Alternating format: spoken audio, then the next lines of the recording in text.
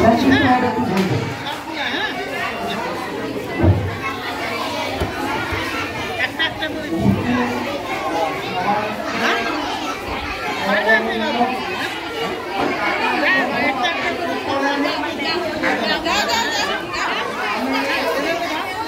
পড়ে না দিবে পড়ে দেবে পড়ে দেবে এলাকায় ভিড় হয়ে যাবে বুঝলেন সবাই দিবা যাবে।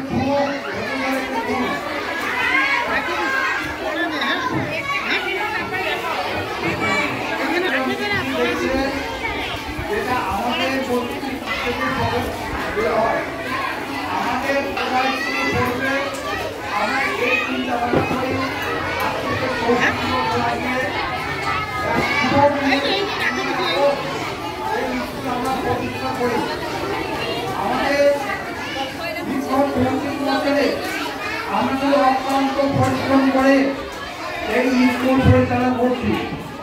এই যে আজকে যে এই স্কুল দেখছেন এবং গার্জিয়ানদের সহযোগিতা হয়েছে।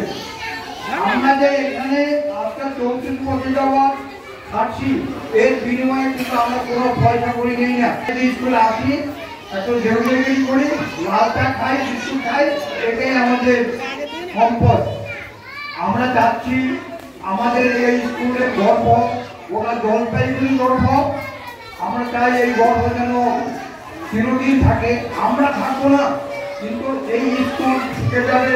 যদি গার্জেনরা ছাত্রদের সবাই সহযোগিতা করেন তাহলে কিন্তু আমাদের স্কুল আরো ভালো হয়ে চলবে। এই বলে আমি আমার বক্তব্য শেষ করছি। অসংখ্য ধন্যবাদ আমার মূল্যবান বক্তব্য রাখার জন্য।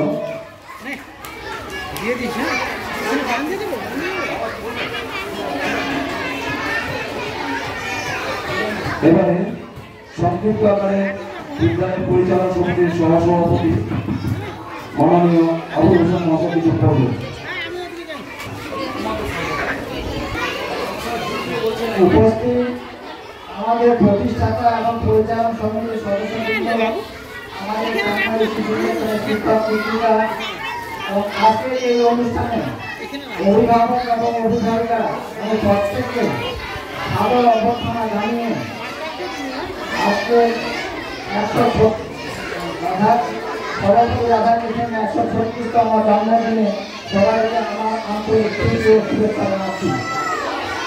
আজকে শিক্ষক দিবস বটে, তবে বৃত্তি শিক্ষার আগে শিশুদের প্রথম শিক্ষক শিখতে তার মা যদি সচেতন না হয় তার শিশুকে সুশিক্ষিত জীবনে প্রতিষ্ঠা করা খুবই মুশকিল কাজ। আজ থেকে অন্তত 100 বছর আগে জীবনানন্দ দাস কিন্তু লিখে গেছিলেন, আমার এখনো সেই কবিতাটা খানিকটা মনে আছে। বসিয়া মায়ের বলি কিছু আবার মা আমার কত ভাষা বোঝেন এমনই। সেই শৈশবে পড়া এখন পুরো কবিতাটা আমার মনে নেই, কিন্তু প্রথম শিক্ষাগুলো কিন্তু মা। আদর্শ মায়ের আদর্শ সন্তান হবে এটাই স্বাভাবিক। আর মা যদি সচেতন না হয়, শিক্ষা সমাজে যদি উদাসীন হয়, তাহলে কিন্তু সেই বাচ্চাকে ভবিষ্যতে সুপ্রতিষ্ঠিত করা বাপের পক্ষে অনেকটাই কষ্টকর। আপনারা জানেন সন্তান সবাই কামনা করে, প্রত্যেক মা বাবাই সন্তান কামনা করে। সন্তানের 3 রকমের দুঃখ আছে, বুঝছেন? আমি যতটুকু আমার যৌবনে শিক্ষা সংস্কৃতি নিয়ে যতটা চর্চা করেছি, সেই সময় আমি সাহিত্যের খুব অনুরাগী ছিলাম আমার 30-40 বছর বয়সে। তো সেই সময় যেহেতু আমি সংস্কৃতের একসময় একটা ভালো অনুরাগী ছিলাম, সেই সুবাদে আমি গীতা এবং মৌসুমীদের ইত্যাদি হিন্দু ধর্মগ্রন্থ সংস্কৃতি বলেছিলাম। তার থেকে কিছু কিছু শ্লোক এখনো আমার মনে আছে। 3 রকমের সন্তান আছে। এক বাবা মা যার কোনোদিন সন্তান হয়নি, অর্থাৎ তারা বন্ধা। আরেক ধরনের বাবা মা আছে তাদের সন্তান হয় বটে কিন্তু টেকে না, আমরা যেটা বর্তমানে বলছি নিউজ ক্যারেজ। আরেকটা সন্তান আছে যে সন্তান বেঁচে আছে অথচ মৃত। শাস্ত্রে কি বলেছে এই 3টা সন্তানের সম্বন্ধে জানেন?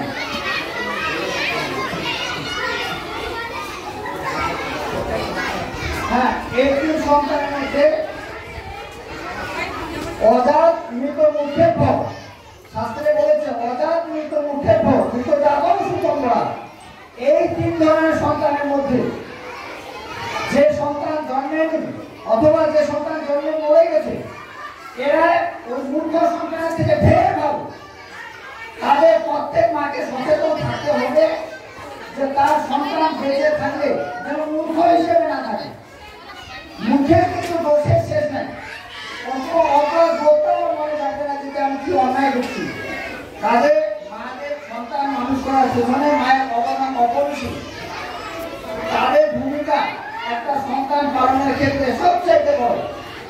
শুধু পয়সা করে দিয়ে সন্তান মানুষ করা যায় না, তার জন্য অধ্যবসায়ের দরকার, ধৈর্যের দরকার। সেটা মায়ের শিক্ষা দিতে হবে। মায়ের প্রথম গুরু। বাচ্চা যখন আদৌ আদৌ বলে তখন কিন্তু ও বুঝে যে আমার বাচ্চা অ্যাকচুয়ালি কি করতে চাইছে। ওর আকারে ইঙ্গিতে মা প্রথম বুঝে ওকে তাকে কি করতে হবে। তাছাড়া কে তার বাবা, কে তার মামা, কে তার কাকা, এই পরিচয়টাই কিন্তু তার মায়ের কাছ থেকে পায়। তাহলে প্রথম শিক্ষা দিচ্ছে মা, তারপরে স্কুলে শিক্ষা দিবে। আজকে আমরা যে দিনটা উদযাপন করতে যাচ্ছি, সর্বোপরি রাধাকৃষ্ণের আজকে 136তম জন্মদিন। এই দিনটাকে আমরা কেন শিক্ষক দিবস হিসেবে উদযাপন করি? আমাদের ভারতের শিক্ষক দিবস উদযাপনের প্রচলন শুরু হয়েছে 1962 সালের 5ই সেপ্টেম্বর। তখন থেকে তার আগে কিন্তু শিক্ষক দিবস পালন করা হতো না। ডাক্তার রাধাকৃষ্ণন আপনারা অনেকেই জানেন, তামিলনাড়ুর একটা অখ্যাত গ্রামে অত্যন্ত একটা দরিদ্র ব্রাহ্মণ পরিবারে তার জন্ম। তার অধ্যবসায় এবং তার মায়ের প্রেরণায় বিভিন্ন শিক্ষাগুলোর সংস্পর্শে এসে উনি প্রথম তামিলনাড়ু প্রেসিডেন্সি কলেজ থেকে পাস করে আমাদের বেনারস হিন্দু বিশ্ববিদ্যালয়, তারপরে অন্ধ্রপ্রদেশের বিশ্ববিদ্যালয় এবং সর্বশেষ কলকাতা বিশ্ববিদ্যালয়ে অধ্যাপনার কাজ শেষ করে তিনি অক্সফোর্ডের মতন বিশ্ববিদ্যালয়ে অধ্যাপনা করেছিলেন। আপনারা জানেন অক্সফোর্ড হচ্ছে কিন্তু শিক্ষা জগতের মক্কা। মুসলমানদের ধর্মস্থান মক্কা যেমন শ্রেষ্ঠ, শিক্ষা জগতের মক্কা হচ্ছে অক্সফোর্ড। তারপরে উনি হাওয়ার্ড ইউনিভার্সিটি, ক্যালিফোর্নিয়া ইউনিভার্সিটি, বিভিন্ন ইউনিভার্সিটিতে তার প্রতিভা ছাপ রেখেছেন এবং তারই অনুপ্রেরণায় সারা বিশ্ব শিক্ষক দিবসে উদযাপন করার মনোযোগী হয়।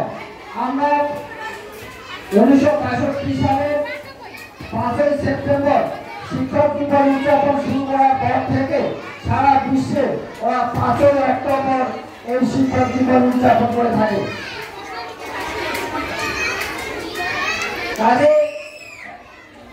হ্যাঁ, এবার শিক্ষক শুধু নামের শিক্ষক হলে হবে না। আজকে আমাদের শিক্ষক শিক্ষিকারা অনেকে এখানে উপস্থিত রয়েছেন, আপনারা গার্জিয়ানরা উপস্থিত আছেন।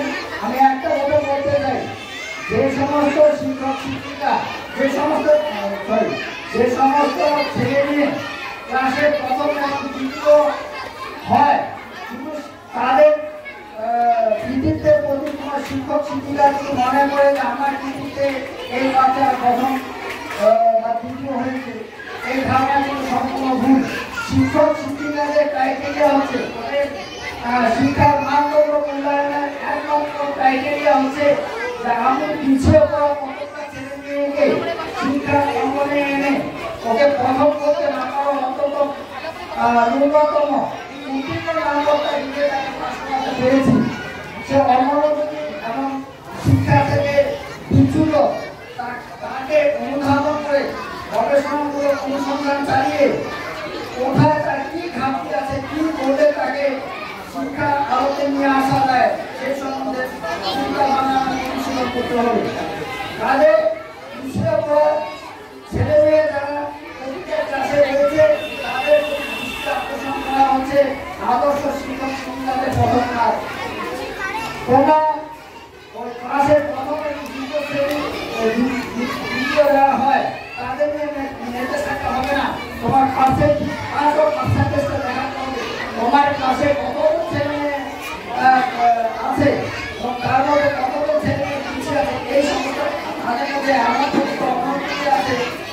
শিক্ষা থেকে দূষিত মানসিকতায় পরিণত হয়েছে, তাদের উপযুক্ত মানসিক শিক্ষা না দেওয়া শিক্ষার প্রতিষ্ঠানে ফিরে আসা সম্ভব নয়। আর এখানে শিক্ষকের কৃতিত্ব সেটা ডক্টর রাধাকৃষ্ণন করে দিয়ে গেছেন।